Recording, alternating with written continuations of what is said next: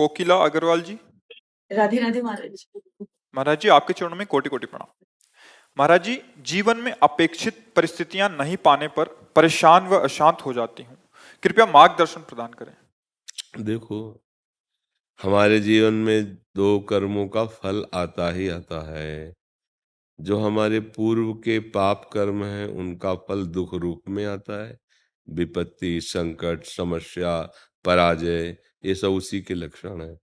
और जो पुण्य फल है तो उसमें संपत्ति, अनुकूलता, विजय, बहुत जल्दी ये सब लाभ दिखाई देना। तो ये दोनों जो परिस्थितियां हमारे कर्म से हैं, इसमें किसी का भी सहयोग या आशीर्वाद नहीं है। अच्छे से समझ लो, शास्त्रीय सिद्धांत है। अवश्यमेव भोक्तव्यम कृतम कर्म शुभा अशुभम। शुभम तो पुण्य लाभ ये सब, अशुभ तो दुख विपत्ति संकट, वो आपके ही द्वारा किया हुआ कर्म है, किसी और का नहीं है। उसी से ये विधान बनाकर शरीर दिया गया है। अब हमें क्या करना है? ऐसा कर्म करना है जो पीछे के कर्म का विनाश कर दे और आगे हमसे कोई गलती ना हो। और जो पीछे भोग रूप से दुख सुख में आना है, उसे सहने के लिए हमें सामर्थ्य मिल जाए, विवेक मिल जाए। वो है भगवान का आश्रय, वो है भगवान का भजन। अगर हम चाहें और वही हो जाए तब तो हम सुखी हो जाएंगे ना। देखो, कौन चाहता है कि दुख मिले? कोई नहीं चाहता, लेकिन आता है ना दुख, भोगना पड़ता है ना। तो ऐसे आप सुख भी ना चाहो तो आएगा। अन मांगे आगे आवेगो, जीव पल लागे पल को। श्री स्वामी हरदास जी महाराज कह रहे हैं, हरिभज हरिभज छाणी न मान नर्तन को, मति बंछे रे मति बंछे तिल तिल धन को। अन मांगे आगे आवेगो, जीव पल लागे पल को। कहे हरिदास मीच जीव आवे, त्यों धन है आप उनको। धन के लिए, सुख के लिए हम सब प्रयासरत हैं, लेकिन दुख और अशांति, पराजय, ये हमारा पिंड नहीं छोड़ रहे, है ना। बिना चाहे हमें मिल रहे। इसका मतलब हमारा कोई सिस्टम गलत है अभी। जिसमें सुख ही सुख है, वो सिस्टम हम स्वीकार नहीं कर पा रहे। और जो सुख दुख मिश्रित है, अभी हमसे वो चल रहा है। वो है एक कर्म। अगर मुक्त होना चाहते हो सुख दुख दोनों से, तो भगवान ने कर्म योग का वर्णन किया है, भक्ति योग का वर्णन किया है, ज्ञान योग का वर्णन किया है। बिना योग के आपको आनंद की अनुभूति नहीं होगी। अगर आप दुख से निपटना चाहते हैं, सदैव सुखी होना चाहते हैं, तो भगवान के वचन है, मच्चित्ता मदगत प्राणा बोधयंता परस्परम कथयन्ति च माम नित्यम तुष्यन्ति च रमन्ति च तेषाम सतत युक्तानाम भजताम प्रीतिपूर्वकम तो ददामि बुद्धि योगम तम येन माम उपयांति ते। तुम मेरे चित्त वाले बन जाओ। अभी हम जगत के चित्त वाले हैं, तो हमसे गलत काम हो जाते हैं, क्योंकि सामने जगत है ना। अगर भगवान सामने हो चित्त में, तो गलत काम हो ही नहीं सकता, क्योंकि गलत काम के पहले चिंतन होता है उसका। और चित्त में भगवान बसे तो गलत चिंतन हो ही नहीं पाएगा। तो हमारा चिंतन भगवान का बने, जैसे नाम का जप करना, भगवान की लीला कथा सत्संग जो सुना इसका चिंतन करना, बार बार ये चित्त में आना कि भगवान के सिवा कोई अपना नहीं है। वो मदगत प्राणा, फिर भगवान कह रहे हैं, जैसे हमारे ये श्वास, इससे प्राण पोषित हो रहे हैं। अन्न जल, इससे प्राण पोषित होते हैं। पर अगर सुख चाहते हो तो एक भी श्वास बिना भगवान के नाम के खाली ना जाए। एक भी अन्न का टुकड़ा बिना भगवान को अर्पित किए ही मत पाओ। एक भी बूंद पानी बिना भगवान को अर्पित किए मत पियो। तो ये मदगत प्राणा हो गया। प्राण इसी से तो पोषित होते हैं, अन्न जल वायु। तो राधा राधा राधा, और जो पाया भगवान को अर्पित किया। मतलब जल ही पीना है तो एक बार आंख मूंदी जरा सा, और हे प्रभु आप समर्पित है, पी लिया, क्या परेशानी। मदगत प्राणा बोधयंता परस्परम। अब आप चर्चा करें तो प्रभु की करें, प्रपंच की न करें, गंदी बातों की न करें। हम लोग ये सब छूट दिए, घंटों प्रपंच की बातें करते रहते हैं। भगवान कह रहे मेरी बात करो, मेरी बात में ही आनंद का अनुभव करो। तुष्यन्ति च रमन्ति च, फिर निरंतर भजन चालू हो जाएगा, सतत भजन। अब बुद्धि को भगवान स्वयं अपने में मिला लेते हैं, बुद्धि योगम। जहां बुद्धि भगवदाकार हुई तो जन्म जन्म के दुख मिट गए। अब हर समय परमानंद बना रहेगा, हर समय एक आनंद की अनुभूति, और शरीर छूटेगा, भगवान मिल जाएंगे। अब अगर ये नहीं चाहते हो तो दुख नहीं मिट सकता।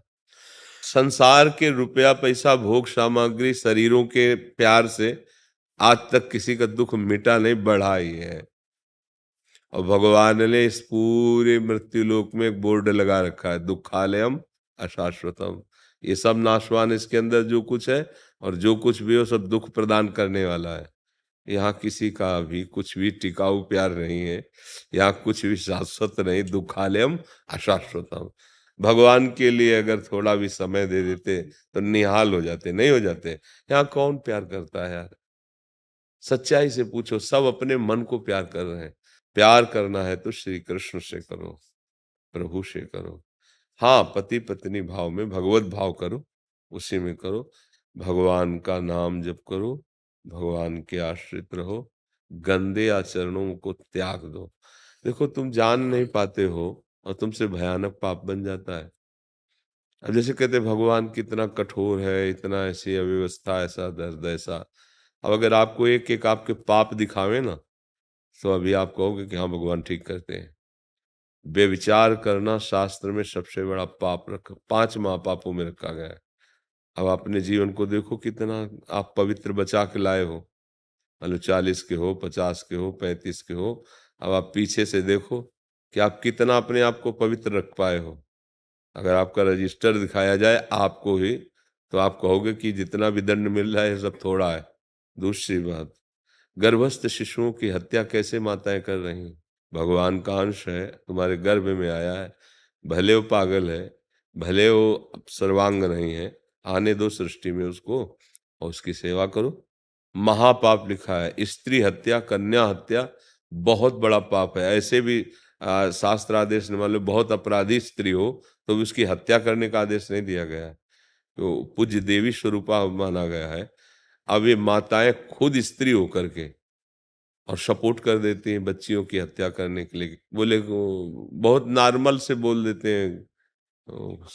हाँ हाँ, वही, हमें अंग्रेजी तो आता नहीं। हाँ, तो मतलब आप सोचो, आप इनको पाप समझते हैं क्या? ये महापाप है। अच्छा, इनका तो प्रायश्चित किया नहीं। अब जो बच्चा पैदा होगा जिसको तुम प्यार करोगे, अब वो आकर के जो विपरीत स्थितियां पैदा करेगा ना, वो छूट जाएंगे तुम्हारे। ये सब जो आप देख रहे हो कर्मों का परिणाम जो है, ये भोगना पड़े। अच्छा, अब वो पाप बढ़ा घर में, अब तुम्हें तो पता नहीं, अब वो तुम्हारे सुख साधनों का नाश शुरू कर दिया। अब वही 5 वर्ष का बढ़िया सुंदर बालक हुआ, मर गया। अब चिल्ला हाय, तो वही है जिसका गर्भ में तुमने नाश किया था, और वही है, दूसरा नहीं है। तो अब इन बातों पर तो ध्यान दे नहीं रहना। अब देखो कहाँ दे रहे हैं, छोटे छोटे बच्चे बच्चियां असत मार्ग में चले जा रहे हैं ना, तो इनका परिणाम क्या होगा? दुख, क्लेश, अशांति। आचरण सुधारो, अच्छे आचरणों से चलो, पवित्र आचरणों।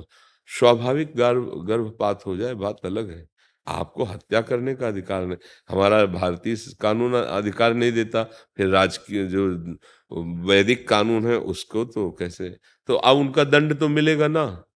अब तुम कैसी माँ हो, कैसा तुम्हारे हृदय रूपी आंगन पे बच्चा सुव्यवस्थित है, तुम्हारे ही अधीन है, और तुम राजी हो गई? या परिवार वाले जबरदस्ती उसको राजी कर रहे हैं? तो फिर जबरदस्ती जब कर्म भोग आएगा तब तुम्हारा नाश कर देगा। इसलिए अच्छे आचरण करो, पवित्र भाव से चलो। कोई भी संतान, चाहे बच्ची हो या बच्चा हो, देख लो हमारे देश के राष्ट्रपति है ना, बच्ची ही तो है, किसी की बच्ची ही है। आज वो स्त्री रूप राष्ट्रपति है, भारत की राष्ट्रपति है? तो आप देखो सैनिकों में, भारत की सेना में हमारी बच्चियां हैं। कौन सा ऐसा डिपार्टमेंट है जिनमें हमारी बच्चियां ना हो? तो आप ऐसा निकृष्ट भाव रख लेंगे तो बच्ची है। अच्छा, अगर आप बच्ची की निरादर करेंगे तो बच्चा पैदा कहाँ से हो जाएगा? अगर लड़कियां ही नहीं होंगी तो आपका गृहस्थ धर्म कैसे चलेगा? फिर आप कैसे पैदा होंगे? पुरुष आकाश से पैदा होते हैं क्या?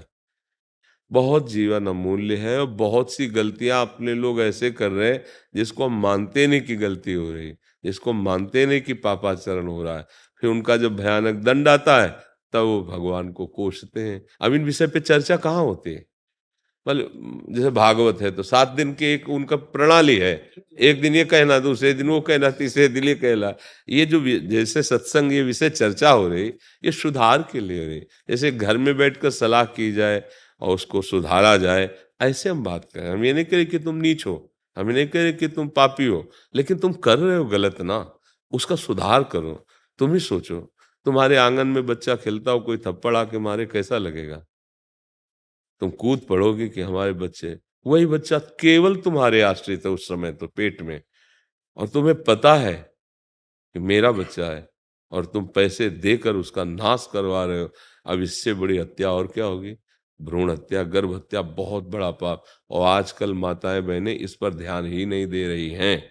100 में हमें लगता है 80-90% ऐसा शरीर माताओं का होगा जिन्होंने गर्भ हत्या, भ्रूण हत्या की होगी, और उसमें सहयोगी उनके पति, परिवार के जन होंगे।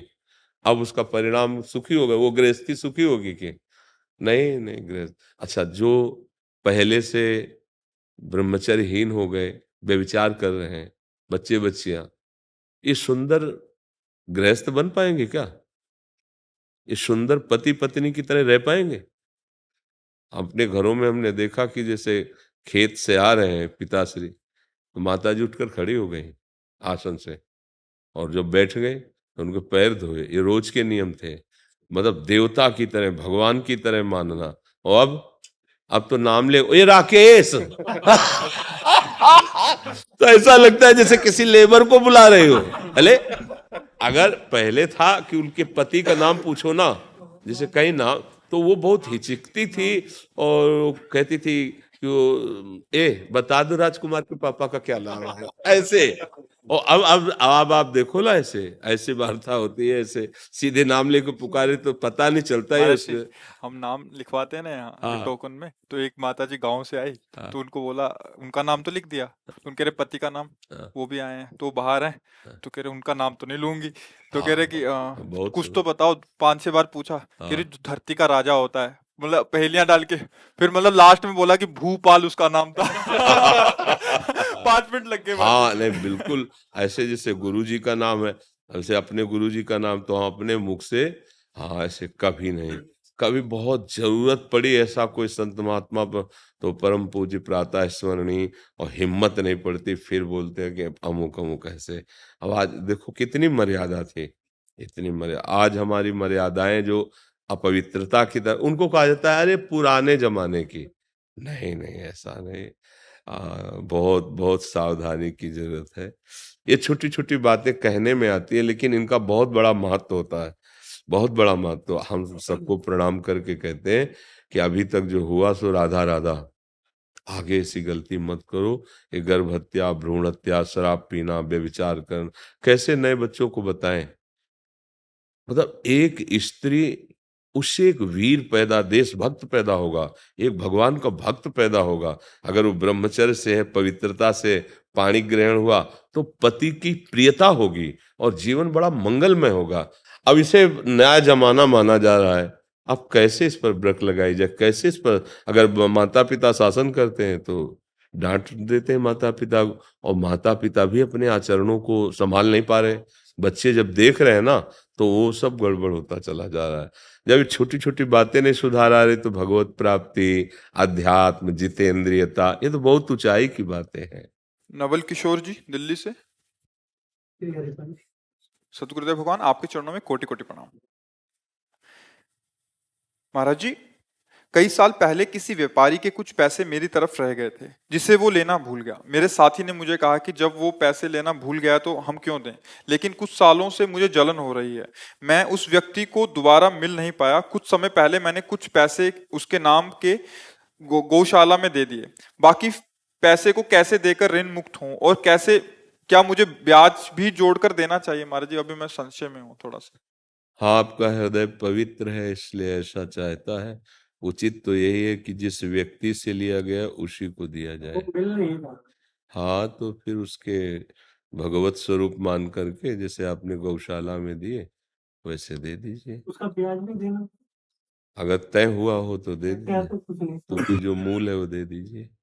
तो भगवान सब रूपों में है, और पवित्र गौ की सेवा हो गई तो उसको तो प्राप्त होगा ही जिसके लिए आपने दिया है, और आपका भी मंगल होगा, और आपकी इस ईमानदारी से भगवान प्रसन्न होंगे।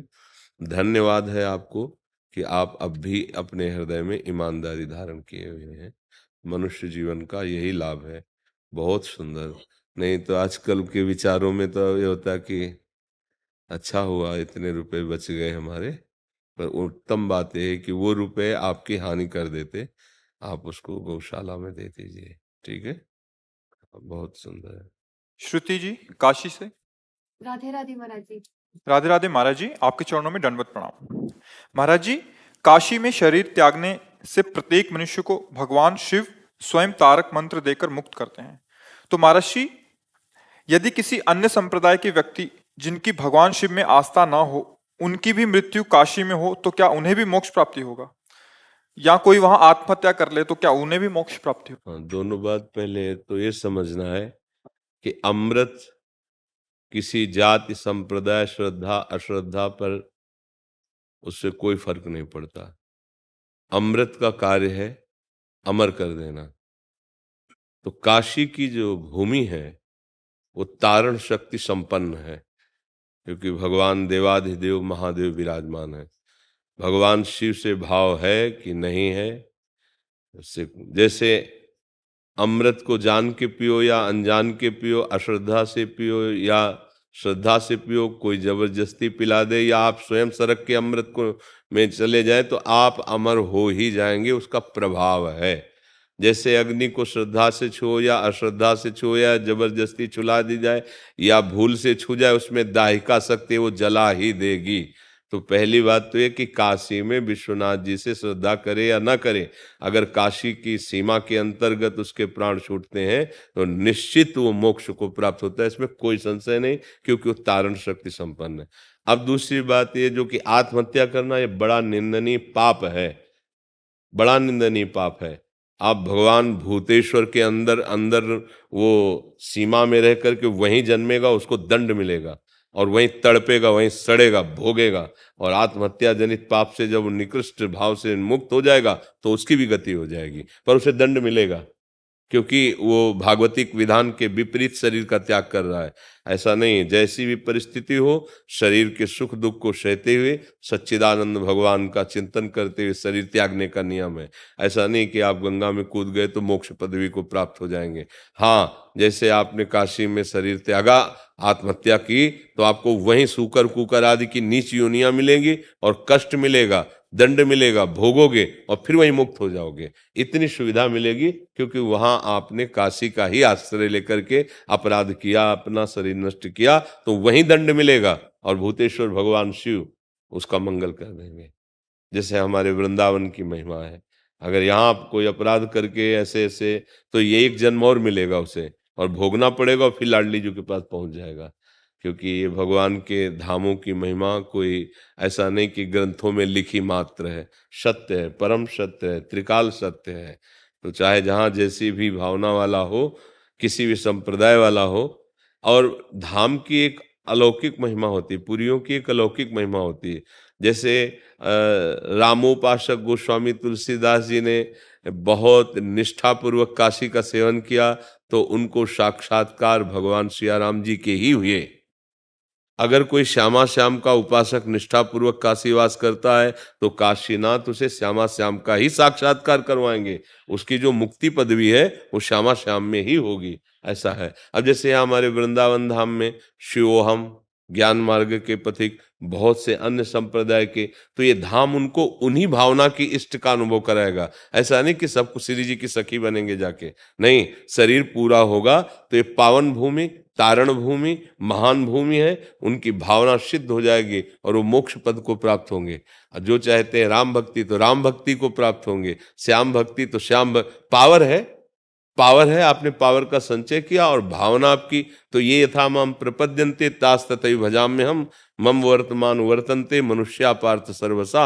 हम जैसी भावना करते हैं भगवान ठीक वैसे अनुभव में आते हैं। भगवान ही अहम ब्रह्मास्मि का अनुभव कराते हैं, भगवान ही दासोहम का अनुभव कराते हैं। जो जिस भाव से है भगवान वैसे ही उसके अनुभव में आ जाते हैं। बात समझ में आई? कोई संशय? जी। विकास शर्मा जी, वसुधा शर्मा जी, लुधियाना से। राधे राधे। महाराज श्री राधे राधे, आपके चरणों में कोटि कोटि प्रणाम। महाराज जी, हम भृगु ऋषि के वंशज हैं। हम भृगु जी को ही अपना सब कुछ मानते हैं, उन्हीं से ही हमें दीक्षा ली है। महाराज जी, हम आपसे ये जानना चाहते हैं कि भृगु जी द्वारा दिया गया बीज मंत्र क्या हम चलते फिरते जप कर सकते हैं? अगर नहीं तो नाम जप कौन सा करें, राधा राधा या? देखो, इतना जरूर हम जानते हैं कि जितने भी संतानें हम सब हैं ऋषियों की ही हैं, कोई भी अलग नहीं है। किसी का याज्ञवल्क्य गोत्र है, किसी का भरद्वाज गोत्र है, किसी का गर्ग, किसी का अलग अलग। तो जो ऋषियों मुनियों ने आराधना की है वो सबके आराध्य देव प्रभु ही हैं। किसी ने उनको परमात्मा कहा, किसी ने उनको ब्रह्म कहा, किसी ने महान ईश्वर भगवान कहा, किसी ने राम कहा, किसी ने लाडिले श्याम कहा। है वो एक ही तत्व।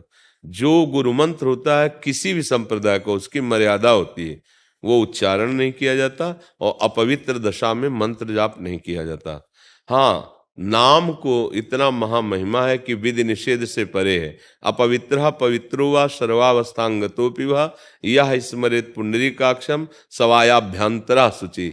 कमल नयन भगवान श्री हरि का स्मरण, चाहे आप पवित्र हो चाहे अपवित्र हो, अगर नाम जप कर रहे हो तो आप बाहर और भीतर दोनों जगह से परम पवित्र हो। पर मंत्र के लिए मर्यादा है। मंत्र के लिए वस्त्र पवित्र, शरीर पवित्र, स्थान पवित्र और पवित्र चिंतन से फिर कोई भी गुरु मंत्र हो सब परमात्मा के हैं। क्योंकि जितने भी ब्रह्म ऋषि हुए हैं सब उन्हीं को विविध रूपों से दुलार किया है, चाहे निराकार हो चाहे साकार हो, तो उन्हीं परमात्मा का है।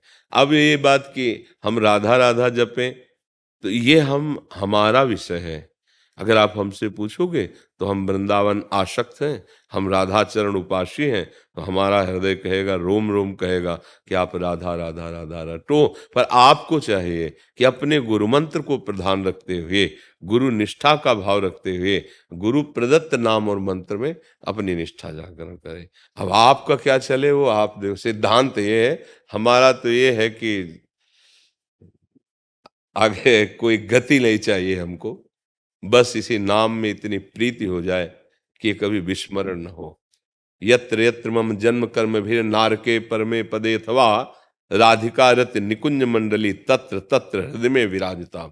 चाहे मुझे नरक मिले परम पद मुझे, इसको कोई परवाह नहीं। बस लाडली जो अपने परिकर से हमारे हृदय में खेलती रहे, बस इतनी आकांक्षा है। राधा नाम है जीवन हमारा, राधा नाम प्राण आधार है, राधा नाम है कर्ता विधाता, राधा नाम पालनहार है, राधा नाम सबका पूज्य है। राधा नाम का पूजन करें, राधा नाम के ही ध्यान से हम शुद्ध अपना मन करें। राधा नाम के जप ध्यान से प्रेम बढ़ता जाएगा, राधा नाम ही हमें निकुंज में पहुंचाएगा। हमारा सर्वस्व राधा राधा राधा।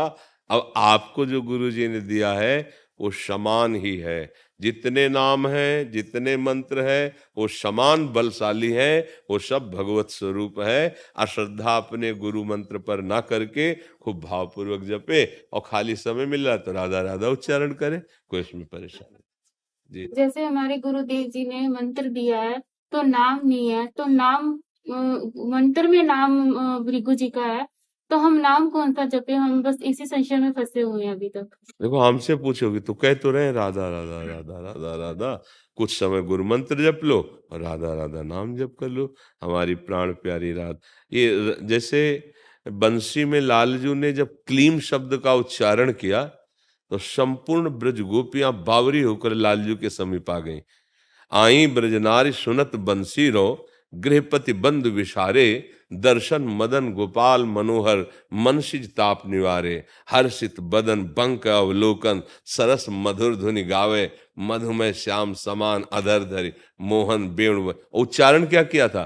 क्लीं क्लीम। ये बीज मंत्र है प्रेम का, और उस प्रेम का सार समुद्र है हमारी लाडली राधा, सांद्रानंद घन प्रेम मूर्ति किशोरी। तो राधा राधा हरि भी जपते हैं, तो हम तो उनके दास हैं, इसलिए राधा राधा जपने से हमारा हृदय निहाल हो गया है और अब हमें कोई परवाह नहीं है।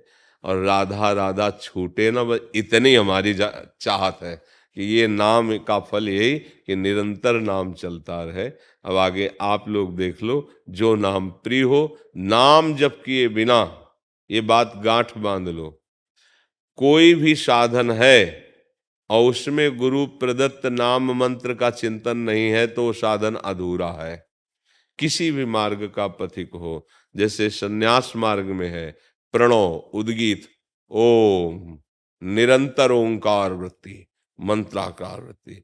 कोई भी मार्ग ऐसा नहीं है जिसमें दिया गया जो मंत्र है, नाम है, उसमें तन्मयता ना की जाए और वो सिद्धावस्था को प्राप्त हो जाए। कोई भी ऐसा मार्ग नहीं है। इसलिए सबसे प्रार्थना है, दुख निवृत्ति के लिए, नाना प्रकार की चिंताओं से मुक्त होने के लिए किसी से जंतुर बंधवाने की जरूरत नहीं है, किसी से फूंक डलवाने की जरूरत नहीं है। मान लो हमारी बात, विश्वास कर लीजिए, किसी में सामर्थ्य नहीं है। क्यों? क्योंकि जो दुख आया है ये पूर्व कर्म से आया हुआ है। अब नवीन ऐसा तुम्हारा कर्म बने, उसको विध्वंस कर दे, तभी दूर हो सकता है, और वो है भगवान का आश्रय और भगवान का भजन। अवश्य में भोक्तव्यम कृतम कर्म शुभाशुभम। इसलिए भाई सत्य वस्तु है, भगवान बड़े कृपालु हैं। आप राम राम कृष्ण कृष्ण हरि हरि कह के पुकारो, वो इतने कृपालु तुम्हारे सारे कर्म भस्म कर देंगे। भगवान कह रहे हैं, ये तो सर्वाणि कर्माणि मयि सन्न्यस्य मत्पराहा अनन्ये नैव योगेन माम ध्यायन्तु उपासते तेषां महं समुद्धरता मृत्यु संसार सा। मैं पार कर अहम त्वाम सर्व पापेभ्यो मोक्षयिष्यामि मा शुचा। मत कर चिंता, कृष्ण कृष्ण उच्चारण कर, मैं तेरे पाप नष्ट कर दूं। ये बात सत्य है। अब ये बात मानने लायक है। सत्य वस्तु रुपये से नहीं मिलती है, पक्की बात समझ लेना। सत्य वस्तु बाजार में नहीं मिलती है, सत्य वस्तु तुम्हारे अंदर है। उसकी खोज करो, नाम जप करो, वही तुम्हें आनंदित, तुम आनंदित हो जाओगे और दूसरों को आनंद प्रदान करने वाले बन जाओगे। मम भक्ति युक्तो भुवनम पुनात सतरति सतरति सा लोकांतारयति। जैसे परिवार में किसी की मृत्यु हो जाती है तो जो 12 दिन का पुरुष का करते हैं और 11 दिन स्त्री का, अब संसार में चल रहा है कि 4-5 दिन, तो उसके लिए हम पूछना चाहते हैं कि हाँ भाई, मनमानी आचरण तो ऐसा नहीं है। शास्त्रीय सिद्धांत तो यही है कि उसका जो दशाश्व होता है, फीते रही होती है, वो करके ही निवृत्त हुआ जाता है। अब समय नहीं था आजकल, तो इसीलिए तो सब भ्रष्ट होते चले जा रहे हैं। ब्याह में पंडित की भी जरूरत नहीं, मंत्र की भी जरूरत नहीं, जयमाला डाला, मनमानी आज माता पिता के आशीर्वाद की भी जरूरत। तो आजकल जो हो रहा है उसको शास्त्र से कैसे मिलाया जा सकता है? शास्त्र सम्मत जीवन तो किसी महान भाग्यशाली का ही होता है। अब ऐसा करना चाहिए। अपने जो पितर हैं या पूज्य जन हैं, उनकी शांति के लिए जो वैदिक सिद्धांत है उसी से। अच्छा, आप पोस्ट ऑफिस में बिना पते के, बिना सही उसके पैसा जमा करिए आओ, डालिए आओ, तो क्या होगा? सरकारी पैसा हो जाएगा, पहुंचेगा तो नहीं जहाँ पहुंचना है ना। उसके लिए तो उसमें जो जो भरना है वो भरना पड़ेगा ना। ऐसे ही जैसे कोई किसी का शरीर छूटा, हम उनके परिवार के हैं, तो उनके लिए जो हम सत्कर्म करते हैं शास्त्रीय विधान से करेंगे तो उनको प्राप्त होगा, नहीं तो व्यर्थ हो जाएगा। राख में हवन करने से क्या होता है? तो ये मनमानी आचरण तो नहीं चलता इसमें।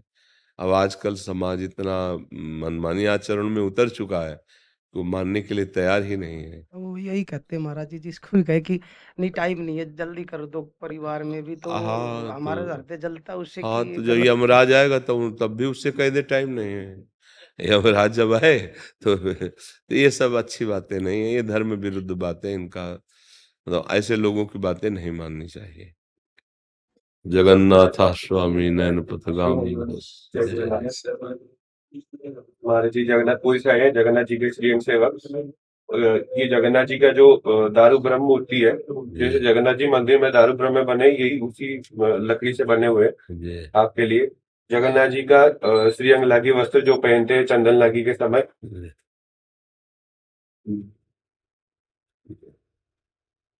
पावन हो जाए। और हमारे यहाँ जब जगन्नाथ जी को चंदन लागी होता है, तो उनके बॉडी में से जो पसीना निकल रहा है उसको पोंछने के लिए ये हम लोग इसे साफ करते हैं। आप इसे अगर पास लेंगे तो जगन्नाथ जी के पसीना का स्मेल आएगा आपको। इसे हम सिराने रखेंगे।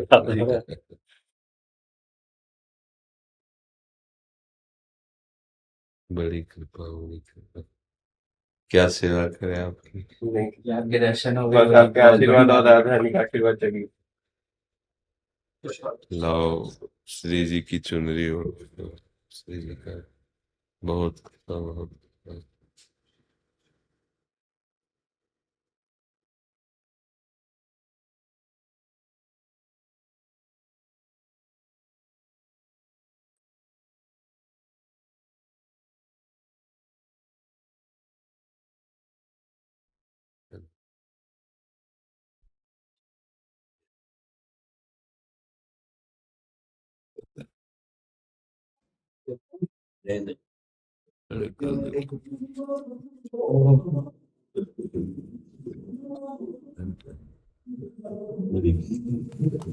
विराजी महाराज, विराजी महाराज, आपके लिए चेयर लेकर विराजी महाराज, एक माला लेके आओ स्वामी जी को।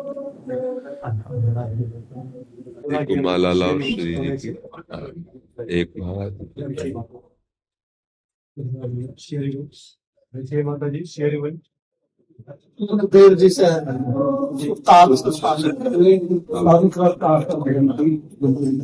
दर्शन बड़ी इच्छा से अरे दर्शन देने आए अभी बहुत खुल गया स्वामी जी 3 महीने के बाद आपके दर्शन की बड़ी रात सब चीजें लेकर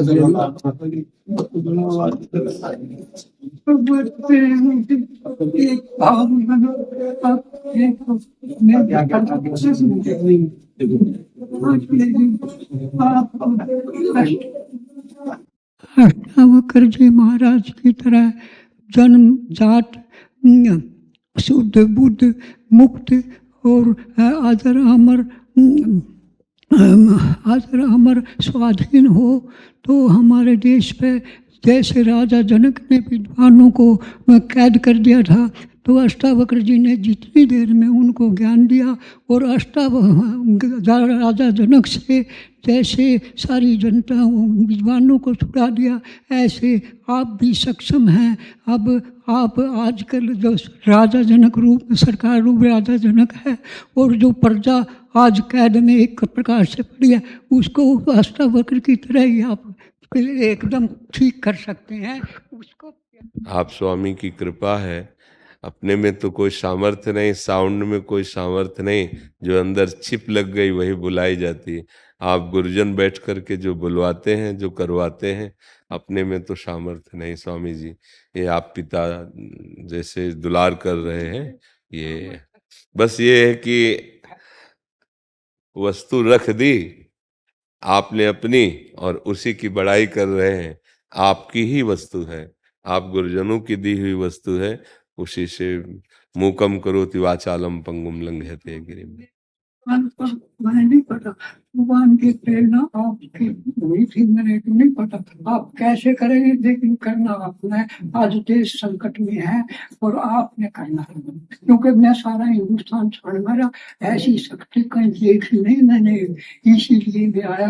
इन्होंने कहा मैं 7 महीने से विचार में था, आपका इनमें से विचार बना और ऐसे मैंने कह दिया आप विचार करना मेरी बात का, जब आपके इष्ट देव परमात्मा कहेंगे वैसे करना और आप कर सकते हो। दीवान जिंदल जी। राधे राधे श्री हरिवंश। राधे राधे महाराज जी। बाबा जी पैसे का मोह त्याग करना चाहते हैं पर लालच त्यागने नहीं देता। महाराज जी रास्ता दिखाएं, हम क्या करें कि पैसे का मोह ना रहे हमारे को। तुम्हारे अंदर ही थोड़ी, सबके अंदर है। लोभ पास जे गल न बंधाया, सो नर तुम समान रघुराया। जिसने धन की लोभ की फांसी अपने गले में ना डाली हो वो केवल भगवान ही है, या जो भगवान को प्राप्त महापुरुष हैं, अन्यथा इसका बहुत बड़ा प्रभाव है। 3 ही खाई बहुत जोर की बनाई गई हैं जो भगवत प्राप्ति नहीं होने देती, अपने में गिरा लेती हैं। पहली है कंचन, दूसरी है कामिनी, तीसरी है कीर्ति। तो कंचन के अंतर्गत ही धन आता है। धन की वृत्ति इसलिए हमें प्रिय लगती है कि उससे हमें भोग मिलते हैं। अगर धन से भोग न मिले तो धन का महत्व खत्म हो जाए। अब बताओ, 2000 के नोट एक बक्सा भर आपको दिए जाए, आपको लेने में अच्छा लगेगा क्या? क्योंकि पता है उसका महत्व खत्म हो चुका है, नहीं पता है ना। तो धन का महत्व क्यों है आपके अंदर? क्योंकि उससे भोग सामग्री मिलती है। मन चाहे हम खर्चा कर सकते हैं। खर्चा किस में? इंद्रियों के भोगों में। खा सकते हैं, देख सकते हैं, सुन सकते हैं, अच्छी विलासता से रह सकते हैं, क्योंकि अर्थ से इंद्रियजन्य भोगों की लालसा हुई। अच्छा, इंद्रियजन्य भोगों पर आते हैं तो कौन सा ऐसा भोग है जिसको प्राप्त करने के बाद आप ये कह देंगे कि अब मुझे नहीं चाहिए? कोई भी आप विचार करके बताइए जिसके प्राप्त हो जाने पर आप ये कह दें कि अब कछुनाथ न चाहे मुझे। ऐसा एक भी भोग नहीं है। महाराज ययाति चक्रवर्ती सम्राट शुक्राचार्य जी की पुत्री बहुत ही सुंदर देवयानी जी, पत्नी रूप में प्राप्त किया, खूब विषय सेवन किया। फिर आगे घटना घटी तो उनके बुढ़ापे की दूरी के लिए वरदान मिला कि आप अपने किसी पुत्र की जवानी ले सकते हैं। तो उन्होंने अपने पुत्र का यौवन लेकर फिर भोगा, हाथ कुछ नहीं लगा। तो उन्होंने ये लिखा कि भगवान से विमुख पुरुष की संपूर्ण संसार की सुंदरियां जौ धान्य भोग सामग्री दे दी जाए तो भी उसको तृप्ति नहीं होगी। फाइनल में बड़े बड़े महापुरुषों ने देखा भोगों में कभी शांति नहीं है, त्यागात शांति अनंतरम, भोगों के त्याग से शांति है। अब मन इतना मलिन है कि ये समझाने में समझ में नहीं आता। लगता है हम भोग रहे हैं, उसमें आनंद मिल रहा है, आप कह रहे हो कि मिल नहीं रहा। तो जब शराब आदमी पीता है, नाली में पड़ा होता है, तो उसको दुख थोड़ी होता है, उसको ऐसा लगता है जैसे बादशाह है, उसको कोई परेशानी नहीं है। नाली में पड़ा है, उठने की हिम्मत नहीं, परमानंद, लेकिन असल में परमानंद का भी अनुभव नहीं हुआ। तो यदि हम भगवान के आश्रित होकर के नाम जप करें और नाम में हमारी महत्व बुद्धि हो जाए जैसे धन में होती है, तो आप इस लोक में भी सुखी हो जाएंगे और परलोक में भी सुखी हो जाएंगे। नाम जप नहीं है तो ये धोखेबाज माया हमको ऐसे ही फंसाकर पूरा जीवन नष्ट कर देती है। कहीं सुख नहीं है, कहीं सुख नहीं। कई बार हम इस बात को विस्तृत करके बताना चाहते हैं कि अपने लोग भ्रम में फंस गए हैं। भ्रम में एक कुत्ता हड्डी को पा गया तो दूसरे कुत्ते ने देखा तो उससे बचने के लिए एकांत में भागा और जाकर खूब हड्डी को चबा रहा है। उसी के गलफरों से खून निकल रहा है और उसको बड़ा मजा आ रहा है कि हड्डी में स्वाद है। ठीक ऐसे ही हमारे मन की दशा है। हमारी ही जीवनी शक्ति नष्ट होती है और हमें बड़ा मजा आ रहा है, हमें बड़ा सुख मिल रहा है। हर इंद्री हमको अपना गुलाम बनाती चली जा रही है, हमारा नाश करती चली जा रही है। नए नए बच्चे ड्रग्स, भांग, चरस, गांजा, शराब, अफीम अपने जीवन को नष्ट करते जा रहे हैं। उनको लग रहा बड़ा मजा आ रहा है। व्यभिचार, उनको लग रहा बड़ा मजा आ रहा है। तो बुद्धि हमारी खराब हो चुकी है। जब तक बुद्धि शुद्ध नहीं होगी तब तक बात नहीं बनेगी। और बुद्धि शुद्ध होने का एक उपाय रह गया है, और भी उपाय साधनाएं हैं पर कलयुग है, नहीं कर सकते आप। एक उपाय है, जैसे बने भगवान का नाम लेना शुरू कर दो। राधा राधा, कृष्ण कृष्ण, राम राम, हरि हरि, जो नाम प्रिय हो। ये अपवित्र पवित्रो वा सर्वावस्थांगतो पिवा, यह स्मरेत पुंडरीकाक्षम सवायाभ्यंतरा शुचि। वो भीतर और बाहर दोनों जगह पवित्र कर देगा। धन सच्ची मानिए तुम्हारे चरणों में लुटेगा। यदि तुम धनाध्यक्ष कुबेर जिनके चरण सेवक हैं लक्ष्मी जिनकी चरण चापती हैं उन भगवान का आश्रय ले लो। पर ये जल्दी समझ में नहीं आता, माया के कारण लगता है भाई करना तो पड़ेगा ही, भगवान के आश्रय से क्या होगा, राम राम कहने से सब काम बन जाएगा क्या? सच्ची सब काम बन जाएगा। विश्वास नहीं है, सब बन जाएगा। सब व्यवस्था अनंत ब्रह्मांडों की वो करते हैं, आपकी भी कर्मानुसार आपको कर रहे हैं। पर यदि नाम जपने लगेंगे तो फिर कर्मानुसार नहीं होगी, फिर पक्षपात हो जाएगा, फिर भगवान पक्षपात कर लेते हैं। सुदामा जी के भाग्य में लिखा था 6 श्री, लक्ष्मी का नाश, दरिद्रता। और जब भगवान ने उनके प्रेम भरे तंदुल पाए तो उनका भाग्य बदल गया, लिख गया यक्ष श्री। यक्ष कुबेर, कुबेर की भी संपत्ति लघु हो जाए ऐसे धनवान। सुदामापुरी का निर्माण हो गया। तो विधाता ने पूछा उनसे कि प्रभु इनके तो भाग्य में हमने 6 श्री लिखा था, अब यक्ष श्री कैसे हो गया? पक्षपात देखो। तो भगवान ने कहा इन्होंने बहुत बड़ा भंडारा कर दिया। तो कहा प्रभु खाने को तो है नहीं, भंडारा क्या कर दिया? बोले जब हमने तंदुल पाए ना तो हमारे रोम रोम में कोटि कोटि ब्रह्मांड वास करते हैं। तो जब मैं तृप्त हुआ तो करोड़ों ब्रह्मांड तृप्त हो गए। तो करोड़ों ब्रह्मांडों के भंडारे का जो फल है लिख दो उसके भाग्य में। भगवान के आगे किसी चलती है क्या? यक्ष श्री, यक्ष श्री। हम समझ नहीं पाते, बस ऐसा लगता है कि शास्त्रों में लिखा है वो सत्य बात है कि नहीं, अक्षरशः सत्य है। शास्त्र में जो लिखा है अक्षरशः सत्य है। एक बार मार्कंडेय जी के जो पिता थे मृकंड ऋषि, उन्होंने देखा, बड़े ज्योतिषाचार्य थे, कि पुत्र की आयु की तो 5 साल की आयु थी, बस फिर खत्म। और बड़े चिंतित हुए कि इतने तपस्या के बाद तो पुत्र हुआ, वो भी 5 साल जीवित रहेगा। अब इसके हम भाग्य को कैसे पलट सकते हैं? जो विधना ने लिख दिया, छठी राव के अंक, राई घटे न तिल बढ़े, रहुरे जीव निशंक। तो उन्होंने एक उपाय, जितने संत भगवान आते गंगा स्नान करने, सबको साष्टांग दंडवत करो, ये शिक्षा दे दी। तो गुप्त रूप से भ्रमण करते थे बड़े बड़े महापुरुष। तो सनक सनंदन सनातन सनत कुमार चारों ब्रह्म ऋषि गुप्त रूप में भ्रमण कर रहे थे। तो जब बच्चे ने प्रणाम किया तो उनका चिरंजीवी भव, बस पकड़ लिया। मरकंड ऋषि ने कहा प्रभु आपने गलत कह दिया, ये तो अभागी है, 5 वर्ष में मरने वाला है, आपने इसे चिरंजीवी कह दिया। तो उनका कह दिया तो कह दिया, अब तो चिरंजीवी होगा। कैसे होगा? बोले वो हम विधान बनाएंगे। तो भगवान शंकर का नाम और उनका आश्रय, ये उपदेश किया सनकादि ने, कहा निरंतर जपो। जब उनका मृत्यु का समय आया तो सनकादि वहीं उपस्थित थे और शिवलिंग के पास मार्कंडेय जी को बैठा ला और कहा आलिंगन करो इनका, और जो कह रहे हैं वो जप करो। तो नाम दिया, मंत्र दिया, जप करें।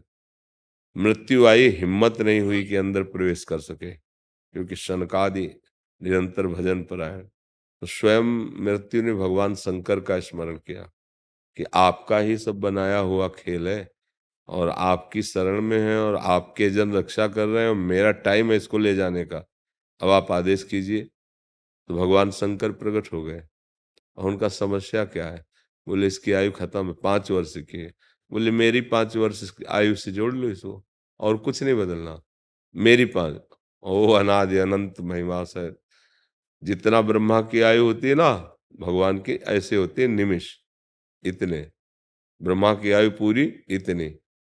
ब्रह्मा का समय जानते हो? एक कमल की पंखुड़ी ब्रह्मलोक में लेके ऐसे सुई से छेदी जाए, यहाँ का 1 वर्ष पूरा हो गया।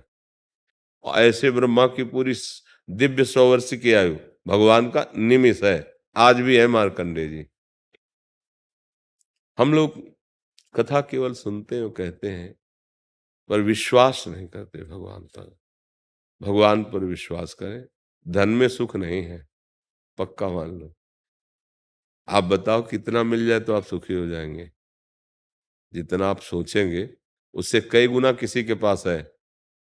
तुम तो मतलब अपने ही दुख को जानते होगे, अपने लोग सबकी बातें जानते हैं, क्योंकि सब मिलते हैं आकर के। ऐसे ऐसे हैं कि वो खुद नहीं जानते उनके पास कितना धन है, इतने धनी है। पर कितने परेशान हैं। अगर वो बात आपके सामने रखें तो आप आनंदित हो जाएंगे कि यार हम बड़े सुखी हैं। जब तक भगवान का आश्रय नहीं, भगवान का भजन नहीं, तो शांति नहीं मिल सकती। देखो, बहुत अच्छे से समझ लो, इंद्र के समान किसी के पास ऐश्वर्य, वैभव, सुख सामग्री है ही नहीं।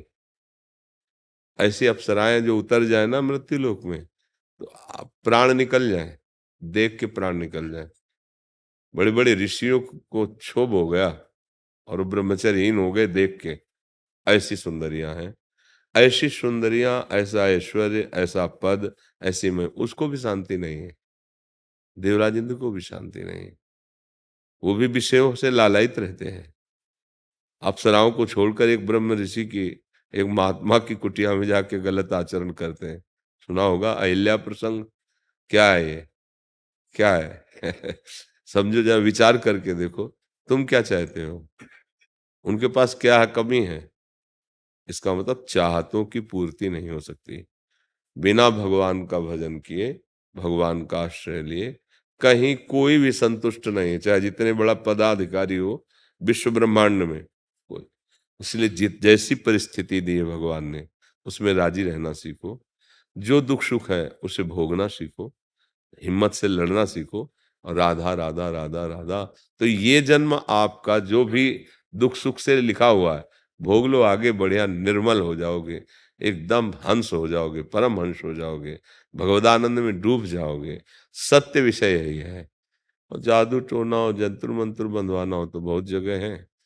बिना भगवान का आश्रय लिए कोई सुखी नहीं हो सकता।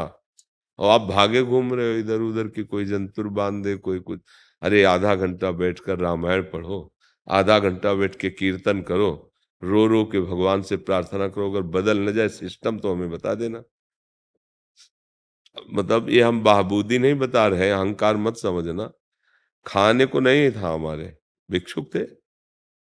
1 रुपया जिसे कहते हैं ना, वो हमारे पास नहीं था, क्योंकि त्याग वैराग्य से रहते थे। एक व्यक्ति पानी देने वाला नहीं था, क्योंकि बाबा जी से कौन प्यार करेगा? किडनी फेलियर आदमी।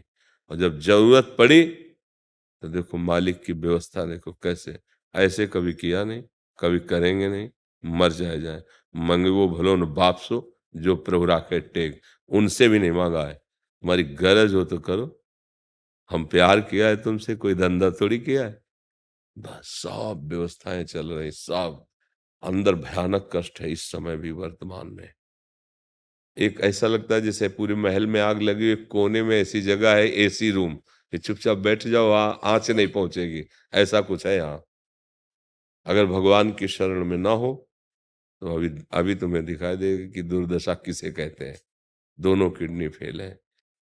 जो हमारा बचपन से हमने किसी जीव को ऐसे कष्ट नहीं दिया होगा, तब ये कष्ट है हिसाब में हमारे। तो तुम्हारा हिसाब कितना जमा होगा, तुम्हारी हालत क्या होगी, विचार करके देखो।